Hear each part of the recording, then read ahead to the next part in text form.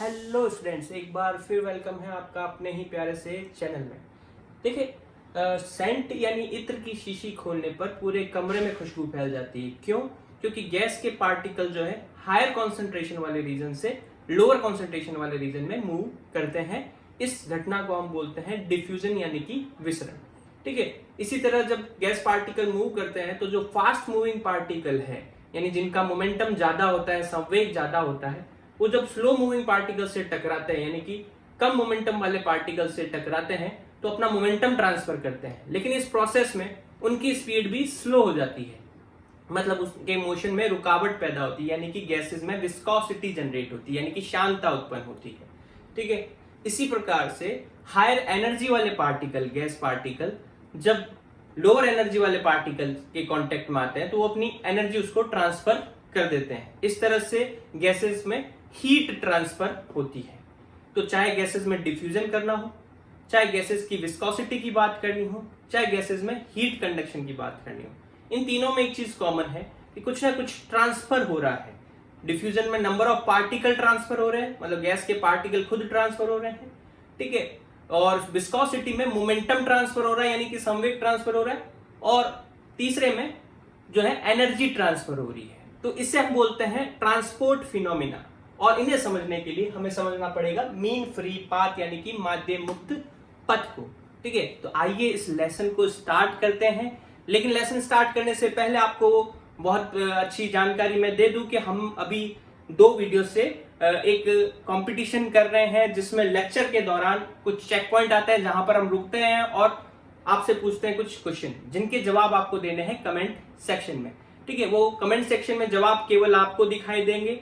फिर उसके बाद अगले वीडियो में यानी अगले दिन अनाउंस होंगे टॉप 3 कैंडिडेट्स के नाम जिनके जवाब सही है। ठीक है। तो अगले कंपटीशन के विनर्स का नाम अनाउंस होगा इसी वीडियो के अंदर। लेकिन उससे पहले हम टॉपिक पढ़ते हैं मीन फ्री पाथ यानी कि माध्य मुक्त पथ। तो ये क्या कॉन्सेप्ट है, इसको समझते हैं। हमने पढ़ा था कि गैस के पार्टिकल में रैंडम मोशन होता है, यानी कि यादृच्छिक गति होती है।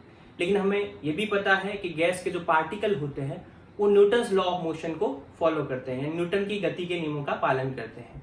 और उन नियमों के अनुसार पार्टिकल पर जब तक कोई फोर्स नहीं लगता तब तक पार्टिकल को कैसे चलना चाहिए, सीधा चलना चाहिए।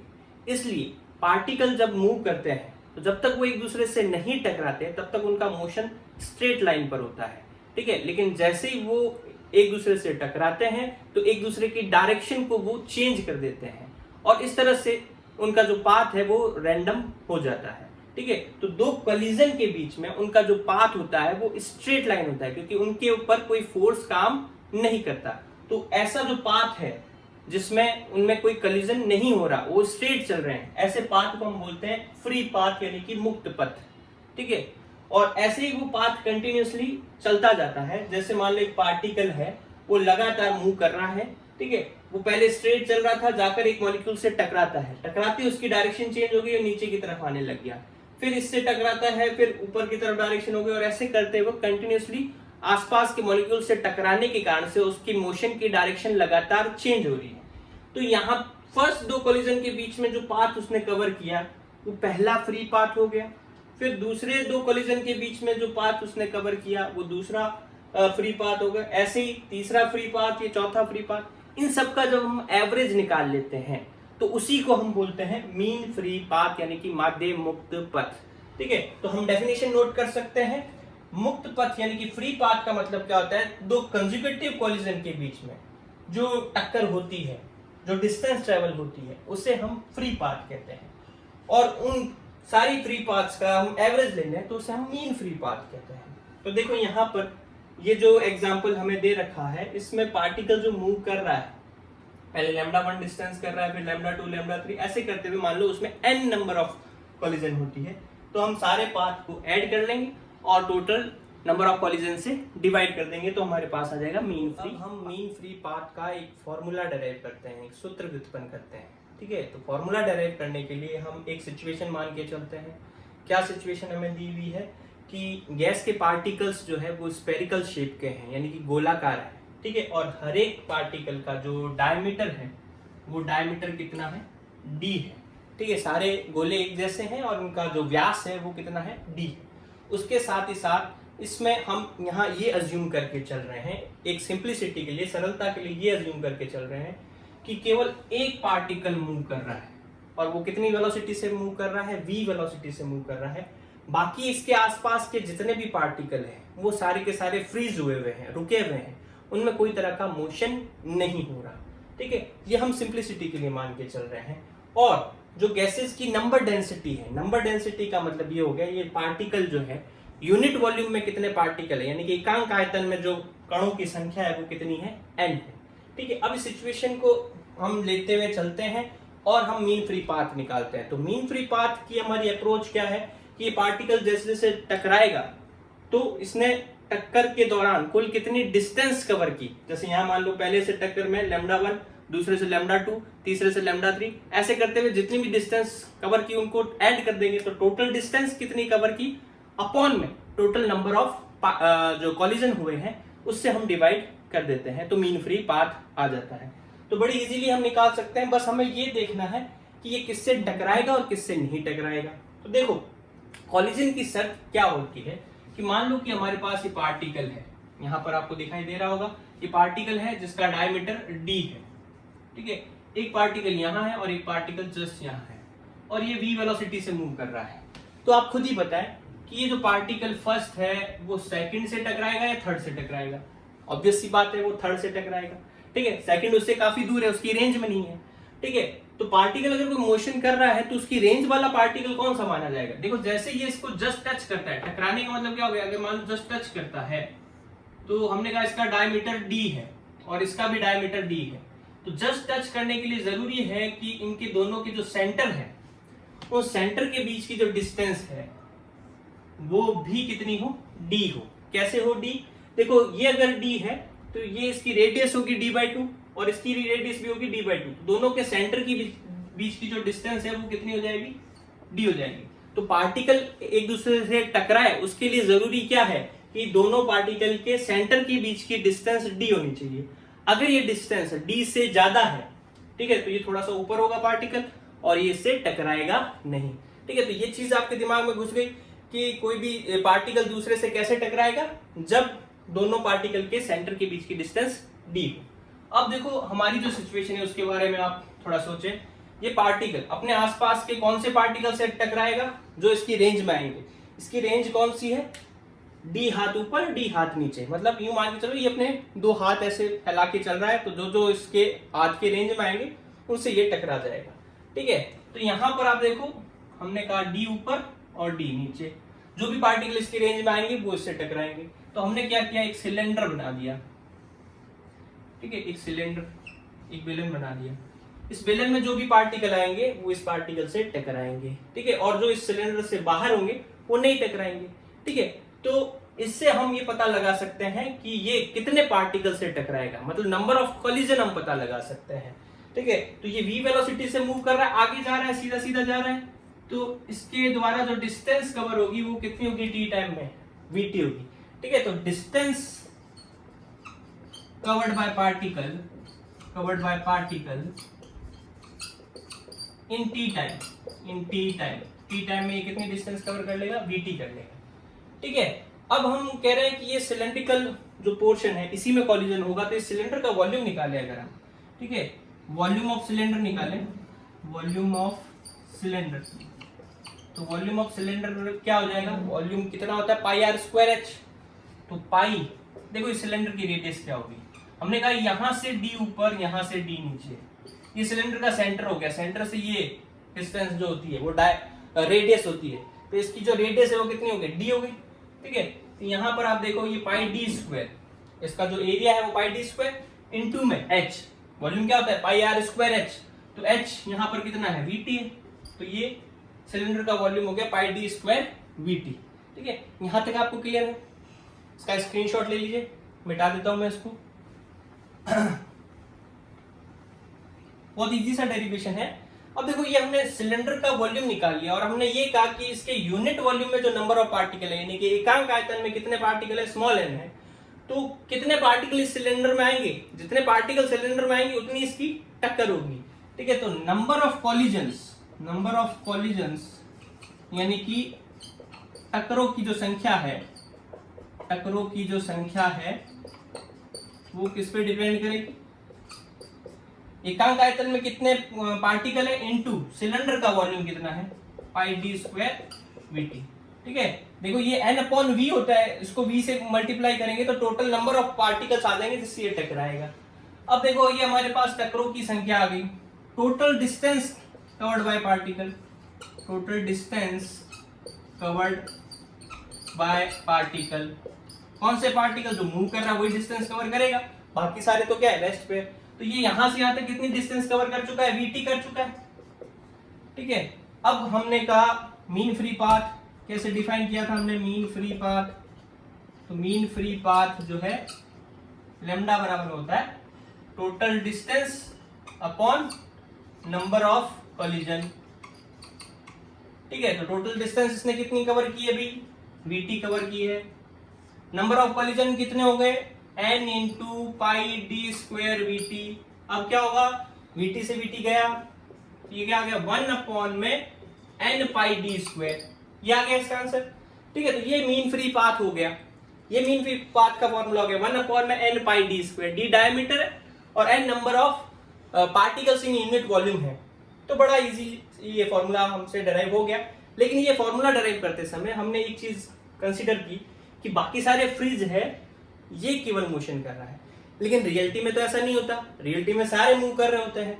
ठीक है, तो उसको कंसीडर करते ही हमारे फॉर्मूले में थोड़ा सा जो है करेक्शन करना पड़ेगा, और वो फॉर्मूला क्या बन जाएगा नोट करते हैं। पहले ये आप स्क्रीनशॉट ले लीजिए, इसका ले लिया स्क्रीनशॉट। अब देखो इसमें करेक्शन क्या करना पड़ेगा, सिंपल सा करेक्शन है, ज्यादा नहीं है।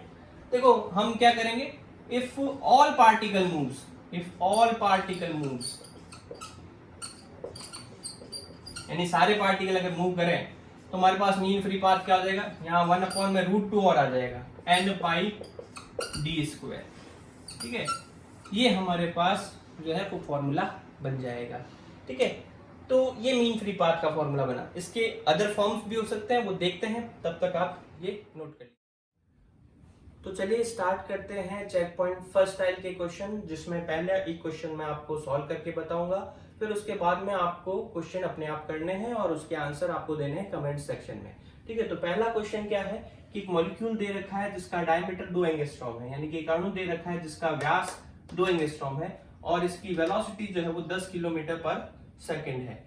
एन स्मॉल एन यहाँ पर नंबर ऑफ मोल्स नहीं है, एन यहाँ पर क्या है यूनिट वॉल्यूम में कितने मॉलिक्यूल्स है, यानी कि एकांक आयतन में अणुओं की संख्या को बता रहा है।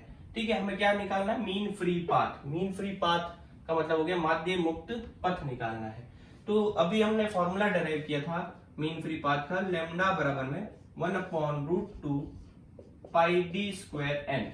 ठीक है, कुछ नहीं, केवल ये जो ऊपर वैल्यू हमें गिवन है वो वैल्यूज जो है हमें इस फॉर्मूले में रखनी है और आंसर निकालना है। ठीक है, तो आप देखो कि वैल्यू अगर हम रखें तो 1 अपॉन √2 पाई की वैल्यू होती है 3.14 और डी डायमीटर 2 एंगस्ट्रॉम में दे रखा है, तो एंगस्ट्रॉम को मीटर में कन्वर्ट करना पड़ेगा, तो 2 इंटू 10 की पावर -10। एक एंगस्ट्रॉम का मतलब क्या होता है 10 टू पावर -10। ठीक है, उसका स्क्वायर करेंगे यहाँ पर और इंटू में यहाँ पर क्या रह गया n, तो n की वैल्यू कितनी दे रखी है हमें 1 अपॉन √2 इंटू 10 टू पावर 25। अब देखो यहाँ √2 से √2 सीधा कट गया। ठीक है, यहाँ 10 की पावर 25 है, ये 10 की पावर -10 का स्क्वायर करेंगे माइनस का 20 हो जाएगा।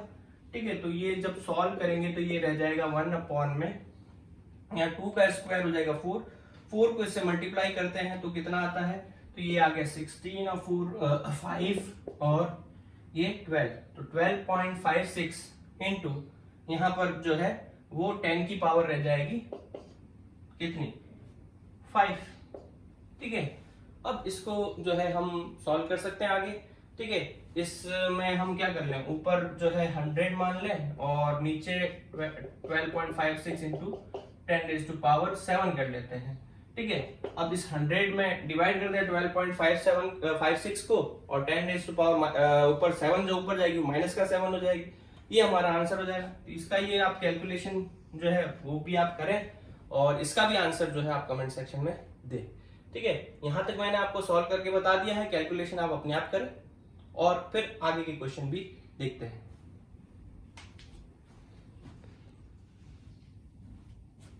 तो ये चेक पॉइंट फर्स्ट के क्वेश्चन हो गए। पहला क्वेश्चन क्या है कि जो हीलियम का एटम है उसका किसी नॉर्मल टेम्परेचर और प्रेशर आपको पता होगा, ठीक है।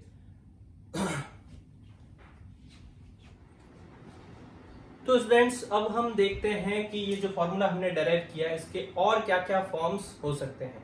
तो उसको देखने से पहले आप देखें कि इस फॉर्मूले का जो है फिजिकली मीन क्या निकलता है कि मीन फ्री पाथ का मतलब दो कॉलिजन के बीच का एवरेज डिस्टेंस, मतलब एक पार्टिकल दूसरे पार्टिकल से टकराता है, उनके बीच जो एवरेज डिस्टेंस है वो मीन फ्री पाथ है।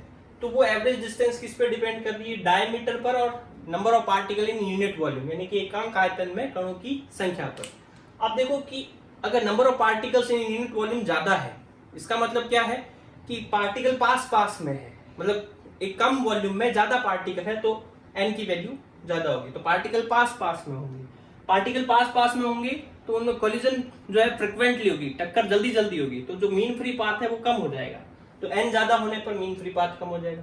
दूसरा, पार्टिकल अगर बड़े हैं, डायमीटर ज्यादा है, तब भी उनमें कोलिजन की जो संभावना है वो बढ़ जाएगी। कोलिजन जल्दी होगा तो मीन फ्री पाथ कम हो जाएगा। तो इसको हम इस तरह से फिजिकली समझ सकते हैं, ठीक है। अब आप देखो, हम यहाँ दूसरे फॉर्म निकालने के लिए हमें पता है आइडियल गैस इक्वेशन से, आइडियल गैस समीकरण, आदर्श गैस समीकरण क्या होती है? पीवी बराबर में nRT, ठीक है। लेकिन वहां स्मॉल n हम क्या लिखते हैं? Number of moles. लेकिन यहाँ हमने n पहले ही लिख दिया, स्मॉल n, लेकिन इसको हमने नंबर ऑफ मोल्स नहीं कहा, हमने कहा नंबर डेंसिटी। इसलिए एक बार के लिए हम उसमें सिंबल अलग कर लेते हैं, हम वहां सिंबल x कर लेते हैं, ठीक है। तो आइडियल गैस इक्वेशन से हमें पता है पीवी बराबर में क्या होता है? XRT होता है। x यहाँ पर क्या है? नंबर ऑफ मोल्स, कंफ्यूज नहीं होना है। x यहाँ नंबर ऑफ मोल्स है और स्मॉल n क्या है? यहाँ पर स्मॉल n जो है वो नंबर डेंसिटी है। नंबर डेंसिटी मतलब total number in unit volume, और ये नंबर ऑफ मोल्स, ठीक है। अब आप देखो कि यहां पर हम क्या करें, यहां पर हम इस स्मॉल n की वैल्यू निकाल कर इसमें रख दे, इस पीवी बराबर में XRT से स्मॉल n की वैल्यू निकाल कर रख दे, तो हमारे पास जो है इक्वेशन आ जाएगी। अब देखो यहाँ x जो है वो क्या है? नंबर ऑफ मोल्स, और नंबर ऑफ मोल्स निकालने का तरीका क्या था हमारे पास? Total number of particles upon Na, यानी कि आवोगाद्रो नंबर, ये एक तरीका था हमारे पास। वो अगर हम इस इक्वेशन में रख दें तो PV बराबर में क्या हो जाएगा? nRT अपॉन Na, ठीक है। अब R अपॉन Na क्या होता है? सबको पता है R upon Na। R gas constant, Na क्या है? Avogadro number. Gas constant upon Avogadro number क्या हो जाएगा? बोल्ट्जमैन कांस्टेंट, ठीक है। तो ये इक्वेशन क्या बन जाएगी? PV बराबर में NKT। अब यहां पर ये वॉल्यूम को इधर डिवाइड कर दें तो क्या इक्वेशन बनेगी? देखें आप, P बराबर में क्या आ जाएगा? NKT अपॉन V, और N अपॉन V क्या होता है? Number density, N total number of particle, V volume, तो ये स्मॉल n बन गया। तो P बराबर में NKT, ठीक है। समझ आ रही बात यहां तक? अब देखो P बराबर में NKT है तो N की वैल्यू क्या हो जाएगी यहाँ पर? P अपॉन KT, ठीक है। ये हमने n की वैल्यू निकाली। ये मान लो इक्वेशन फर्स्ट है, ये इक्वेशन सेकंड है। अब इक्वेशन सेकंड से इक्वेशन फर्स्ट में वैल्यू रख दो, आ जाएगा आंसर, निकाल लेंगे। देखो आसान है, यहाँ रख देते हैं, मैं वैल्यू निकाल देता हूँ। यहाँ लैम्डा बराबर में क्या आ जाएगा? 1/√2 पाई d स्क्वायर, और स्मॉल n की जगह पर क्या आ जाएगा? P upon KT। P नीचे पड़ा है, KT ऊपर चला जाएगा। K यहाँ पर क्या? बोल्ट्जमैन कांस्टेंट है। तो ये हमारे पास फॉर्मूला बन गया, ठीक है। ये जो है इसका दूसरा फॉर्म हो गया, जो किस पे डिपेंड कर रहा है? लैम्डा, टेम्परेचर पर और प्रेशर पर और डायमीटर पर। तो प्रेशर ज्यादा बढ़ेगा तो गैस के पार्टिकल पास आएंगे, कॉलिजन ज्यादा होगा तो लैम्डा कम हो जाएगा। टेम्परेचर ज्यादा बढ़ेगा, पार्टिकल दूर जाएंगे, लैम्डा बढ़ जाएगा, ठीक है। तो लैम्डा के प्रोपोर्शनल है, प्रेशर के इनवर्सली प्रोपोर्शनल है, और डायमीटर के स्क्वायर के इनवर्सली प्रोपोर्शनल है। तो ये हमने मीन फ्री पाथ का दूसरा फॉर्म निकाला, ठीक है। तो अब हम बढ़ते हैं चेक पॉइंट 2 की तरफ, जिसमें एक क्वेश्चन पहले मैं कराऊंगा, फिर उसके बाद आपको क्वेश्चन सॉल्व करने हैं और आंसर देने हैं कमेंट सेक्शन में। क्वेश्चन क्या है कि गैस जो है वो किसी प्रेशर P और टेम्परेचर T पर जो है गिवन है, और उस प्रेशर P और टेम्परेचर T पर उसका जो मीन फ्री पाथ है यानी कि माध्य मुक्त पथ है वो 3 × 10⁻⁵ मीटर आ रहा है। अब हमसे ये पूछा गया है कि अगर इसका प्रेशर आधा कर दिया जाए और टेम्परेचर डबल कर दिया जाए तो इसका मीन फ्री पाथ क्या होगा। ठीक है, तो सिंपल सा क्वेश्चन है। अभी हमने मीन फ्री पाथ का जो फॉर्मूला पढ़ा था वो था KT/√2πd²P। ये मीन फ्री पाथ का फॉर्मूला था। क्योंकि यहाँ पर टेम्परेचर T है और प्रेशर P है तो फॉर्मूले में यही वैल्यू रखते हैं, जिस पर हमारे पास लैम्डा की वैल्यू जो है वो कितनी आती है 3 × 10⁻⁵ मीटर। ठीक है, ये इस कंडीशन में आती है, इनिशियल कंडीशन में आती है। ठीक है, फॉर न्यू कंडीशन, नई कंडीशन हमारे पास क्या हो जाती है, नई कंडीशन हमारे पास टेम्परेचर डबल प्रेशर आधा तो लैम्डा चेंज हो जाएगा, लैम्डा डैश लिख देंगे, के टी की जगह यहाँ पर 2t हो जाएगा और प्रेशर की जगह पर P/2 हो जाएगा। अब इसको सॉल्व करते हैं। सॉल्व करने पर देखो अपॉन वाला 2 ऊपर चला जाएगा। ठीक है, ऊपर वाले 2 से मल्टीप्लाई हो जाएगा तो 2 × 2 4 हो गया, तो 4kT/√2πd²P। अब आप देखो ये जो टर्म आ रही है KT/πd²P, ये हमारे पास पता है कितनी है। ठीक है, सॉरी यहाँ √2 भी इंक्लूडेड है, तो ये पूरी टर्म जो है वो किसके बराबर में है, पुराना जो लैम्डा था हमारा जो कि कितना है 3 × 10⁻⁵, तो सीधा इसको 4 में 3 × 10⁻⁵ मीटर कर देते हैं, तो ये हो जाएगा 12 × 10⁻⁵ मीटर। ठीक है, लेकिन हमेशा ध्यान रखना कि 10 की पावर जब भी आती है तो जो पहला नंबर होता है उसके साथ में मल्टीप्लाई में 10 की पावर में वो हमेशा जो है एक पॉइंट के मतलब एक डिजिट के बाद में पॉइंट आ जाना चाहिए। तो इसको 1.2 लिखेंगे, 12 नहीं लिखा इसको 1.2 लिखेंगे, और 1.2 लिखने का मतलब हमने 10 से डिवाइड किया है तो उधर 10 से मल्टीप्लाई करना पड़ेगा, तो ये -4 मीटर यहाँ और आ जाएगा। ठीक है, तो ये हमारे पास इसका आंसर हो जाएगा। ठीक है, तो करते हैं आगे और क्वेश्चन। तो ये है चेक पॉइंट 2 का पहला क्वेश्चन, जिसमें हमें एक न्यूट्रॉन दिया हुआ है या बहुत सारे न्यूट्रॉन्स दिए हुए हैं जो कि हाइड्रोजन गैस से जाकर टकरा रहे हैं। ठीक है, तो यहाँ जो इसका ये जो टकरा रहा है, यहाँ सिलेंडर जो बनता है जो हमने डेरिवेशन में पढ़ा था, उसका जो क्रॉस सेक्शनल एरिया है यानी कि उसका अनुप्रस्थ काट का जो क्षेत्रफल है वो दिया हुआ है 20 × 10⁻⁻⁴ मीटर स्क्वायर। ठीक है, यहाँ लिखना भूल गया, ये याद रखना मीटर स्क्वायर में है। ठीक है, तो हमें क्या निकालना है, मीन फ्री पाथ यानी कि माध्य मुक्त पथ निकालना है। किस पे, स्टैंडर्ड टेम्परेचर और प्रेशर पर। तो स्टैंडर्ड टेम्परेचर और प्रेशर कितना होता है, स्टैंडर्ड टेम्परेचर होता है 27 डिग्री सेल्सियस। लेकिन ध्यान रखना फॉर्मूले में जब भी हम केटीजी में जब भी हम फॉर्मूला लगाते हैं तो टेम्परेचर हमेशा केल्विन में लेते हैं, ये ध्यान रखना। और प्रेशर है 1 atm। ठीक है, स्टैंडर्ड प्रेशर होता है 1 atm, मतलब एक वायुमंडलीय दाब के बराबर में। यहाँ पर भी ध्यान रखना कि हमें यूनिट जो है वो पूरी MKS यूनिट में लेना है। ठीक है, तो इसको सॉल्व करें और आंसर निकालें। तो अब हम प्रोबेबिलिटी ऑफ कॉलिजन यानी टक्कर की प्रायिकता निकालते हैं। इसका क्या मतलब हुआ कि गैस के पार्टिकल x डिस्टेंस कवर करने के बाद में उनमें क्या प्रोबेबिलिटी रहेगी कि वो एक दूसरे से कॉलिजन करेंगे, यानी क्या संभावना रहेगी कि उनमें कॉलिजन होगा या नहीं होगा, उसकी प्रोबेबिलिटी हमें कैलकुलेट करनी है। तो हम अज्यूम करके चलते हैं कि हमारे पास जो है n नंबर ऑफ पार्टिकल्स ऐसे हैं जिनमें x डिस्टेंस कवर करने के बाद में कोई कॉलिजन नहीं हुआ है।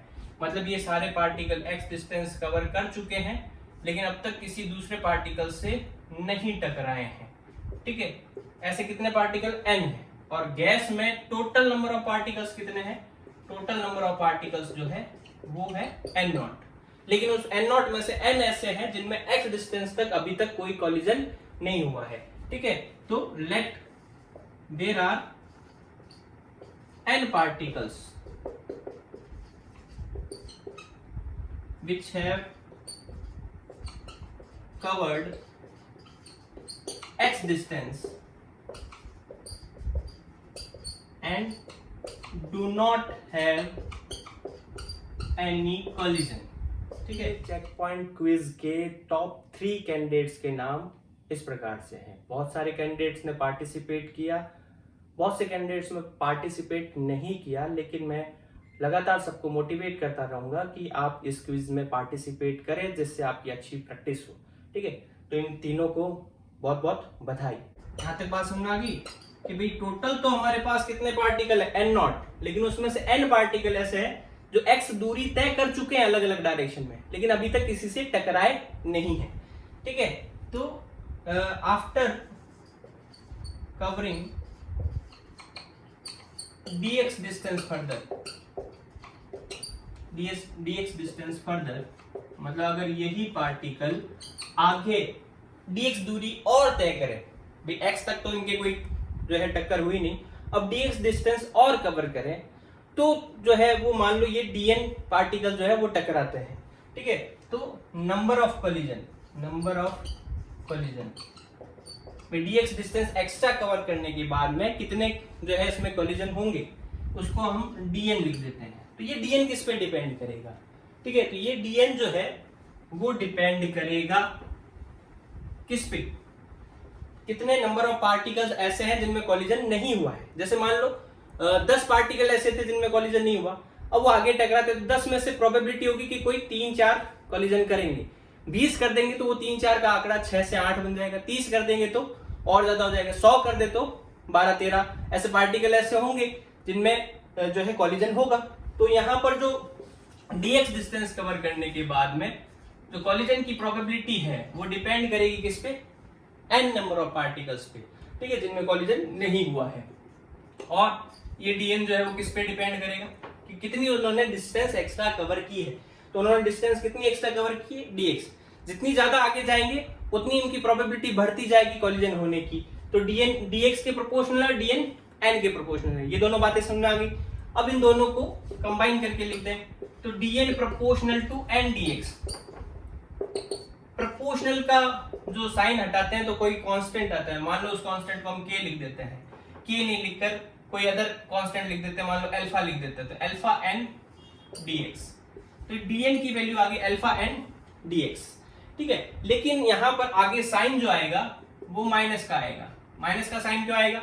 यहाँ n किसको बता रहा है, नंबर ऑफ पार्टिकल जिनमें कोलिजन नहीं हुआ है, और dn किसको बता रहा है, कोलिजन वाले पार्टिकल को। तो जैसे जैसे आगे बढ़ते जाएंगे नंबर ऑफ कोलिजन बढ़ते जाएंगे, नंबर ऑफ कोलिजन बढ़ते जाएंगे तो ऐसे पार्टिकल्स का नंबर कम होने लग जाएगा जिनमें कोलिजन नहीं हुआ है। बात आ रही समझ में? जैसे मान लो 100 पार्टिकल ऐसे थे जिनमें कोलिजन नहीं हुआ है, अब जैसे जैसे आगे जाएंगे 100 से वो कितने हो जाएंगे, 80 ऐसे हो जाएंगे जिनमें कोलिजन नहीं हुआ है, फिर 70, 60, 20, क्योंकि कोलिजन बढ़ते जाएंगे तो नंबर ऑफ पार्टिकल जिनमें कोलिजन नहीं हुआ है वो कम होते जाएंगे।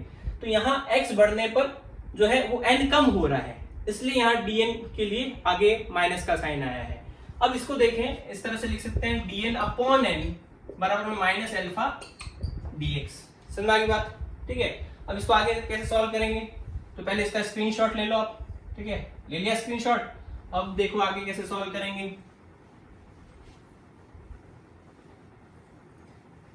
देखो दोनों तरफ इंटीग्रेशन कर देंगे, इसका इंटीग्रेशन करते हैं, dn अपॉन n बराबर में क्या हो जाएगा, माइनस का इंटीग्रेशन अल्फा dx।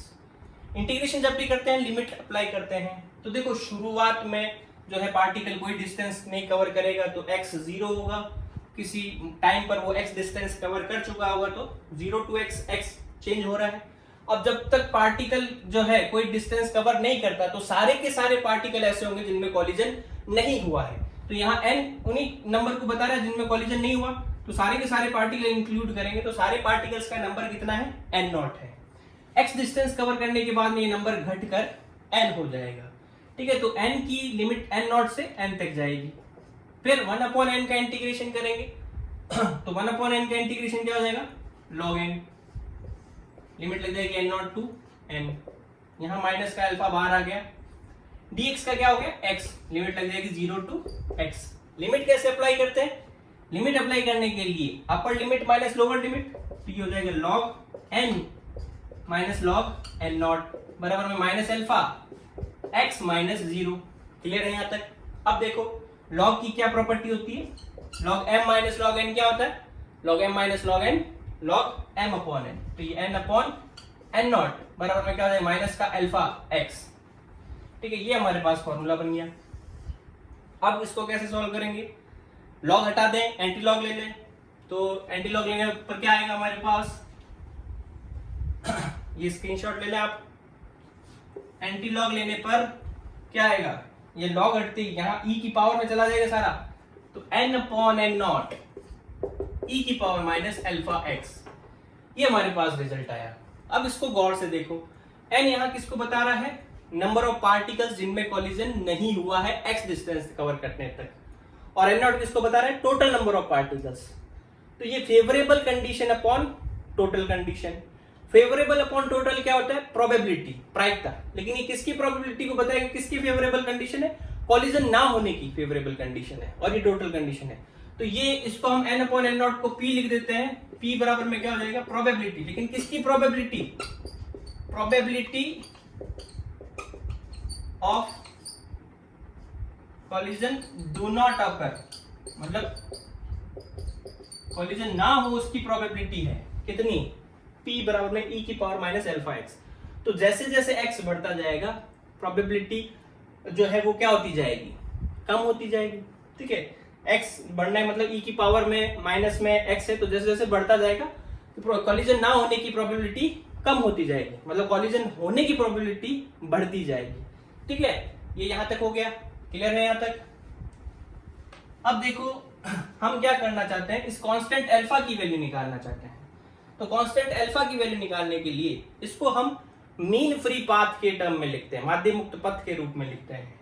तो मीन फ्री पाथ क्या था? मीन फ्री पाथ को कैसे डिफाइन किया था हमने? मीन फ्री पाथ लैम्डा बराबर में क्या हो गया था भाई? जितनी भी डिस्टेंस कवर की है पार्टिकल्स ने, अपॉन में क्या करते हैं? टोटल नंबर ऑफ कॉलिजन से डिवाइड कर दें। तो देखो कितनी डिस्टेंस कवर की है पार्टिकल ने। तो हमने कहा कि भाई dn पार्टिकल ऐसे थे जिन्होंने x डिस्टेंस कवर करने तक जो है कोई कॉलिजन नहीं की। भाई x डिस्टेंस कवर करने के बाद में कोलाइड कर लेते हैं कितने पार्टिकल? dn। भाई शुरू में हमने कहा था x डिस्टेंस तक n पार्टिकल ऐसे थे जिनमें कोई कॉलिजन नहीं हुआ, लेकिन थोड़ी सी डिस्टेंस एक्स्ट्रा कवर करते dn पार्टिकल तक कोलाइड कर जाते हैं। ठीक है, तो उन dn पार्टिकल्स का जो फ्री पाथ था वो कितना था? x। वो dn पार्टिकल x डिस्टेंस तक तो फ्रीली मूव करे, लेकिन उसके बाद वो कोलाइड कर गए। ठीक है, तो उन सब का जो फ्री पाथ था वो था x। तो एक प्रत्येक का जो फ्री पाथ था वो x था। ऐसे कितने पार्टिकल थे? dn। तो dn इंटू x जो है वो टोटल डिस्टेंस हो गई, जितनी डिस्टेंस तक वो फ्री घूमे।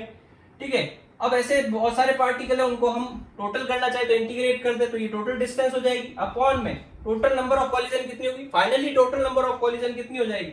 जितने पार्टिकल है वो सारे के सारे टकराएंगे, तो टोटल नंबर ऑफ कॉलिजन कितनी हो जाएगी? n नॉट हो जाएगी। अब यहाँ पर जो है dn की वैल्यू रख दें, तो dn की वैल्यू क्या है? dn की वैल्यू हमारे पास क्या आई थी?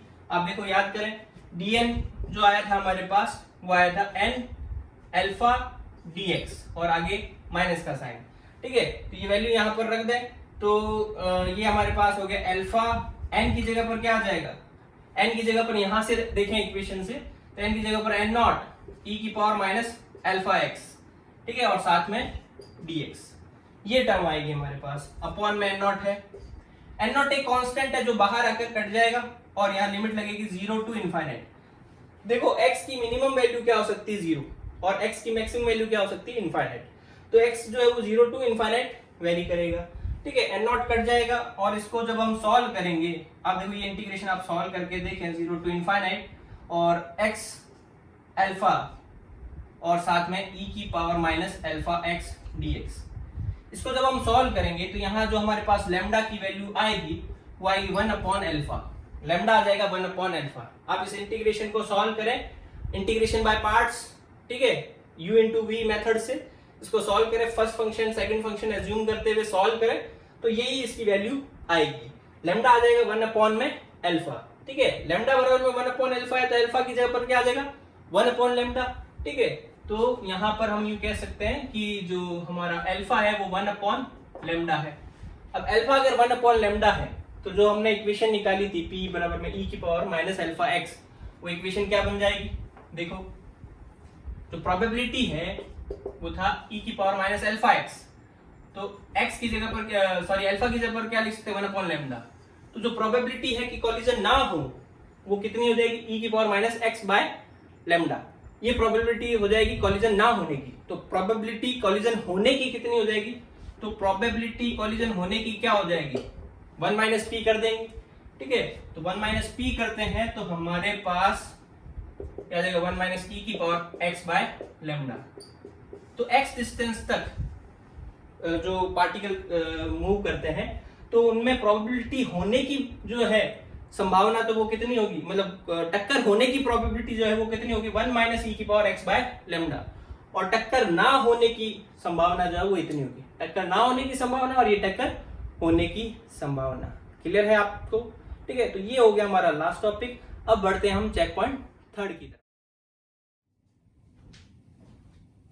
तो अब हम चेक पॉइंट 3 का पहला क्वेश्चन देखते हैं। क्वेश्चन क्या है, देखो चेक पॉइंट फर्स्ट में जो पहला क्वेश्चन मैंने करवाया था, डेटा सारे वही है, गैस वही दे रखी है, आपको निकालना है कि उस गैस के मॉलिक्यूल्स को जो है 7.96 इंटू 10⁻⁻⁷ मीटर डिस्टेंस तय कर लेने पर क्या प्रोबेबिलिटी होगी कि वो बाकी पार्टिकल से, बाकी मॉलिक्यूल से ना टकराए। ठीक है, प्रोबेबिलिटी निकालनी है टक्कर नहीं होने की।